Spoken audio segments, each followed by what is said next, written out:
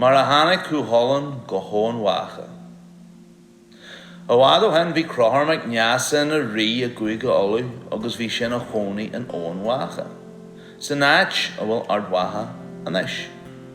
Bhí a dhearú fuair déachtar a pásta ar híiseach dar a bhainnim súldáil. A bhí an a chónaí sa náit a bhfuil condaí lú inniu. Bhí mac acu ar tugadh Séadanta mar animéir. Tógadh an gasar a gaisleán na hathair in nún dealagan, go dtí go raibh sé 7 milliún d'aois. Lá amháin thola sé daoine caint faoi chuairt an rí an ón mhacha, agus faoi mhic na ríthe agus na díseach a chaithe gcuid ama an sin. Thuaigh sé ag go bhathair agus tír cead gol go hón mhacha, ag go honcail. A dúirt siise go raibh an turas ráada agus éisin ó bhfad ráthóg. Dúirt sí go gcaithfidh sé fanacht go mbeadh sé níos íste.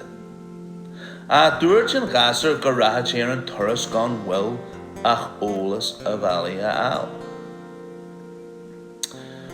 Thug an mhathair an teola sin dó agus thosaigh sé ar an bhealach lear na mharach.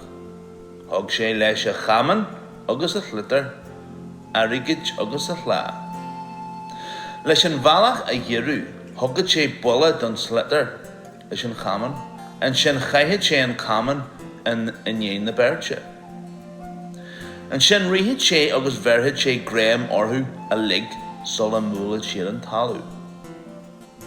Thuaigh sé a ré gur tháinig sé á leis an leanna ag ón, agus ar an leanna tháinig sé scafte, suas le céad go léith ag omint. Thuaigh Séadanta isteach a pháirc i measc na nimreoirí, fuair sé gréim ar an slitar agus thoman isteach idir na cúlaí é. Well, bhí aontas agus farrag ar na gasar. Crenní siad a lig hart ar an strainsear ag brach é a chaithú amach. Ceannas gur tháinig sé isteach gan cead, nó gan é héan a chur a náithne dífa. Rinn siad a ligionsaí ach bhuail Séadanta iad. Díreach ar an mhumaite sin tháinig farragus. Ridar a chud na críú rua amach agus tháinig an gasar uair. Tháinig aontas agus thug sé leis ag an rí é. Dúirt an rí ar an gasar seo agus ar sé sin.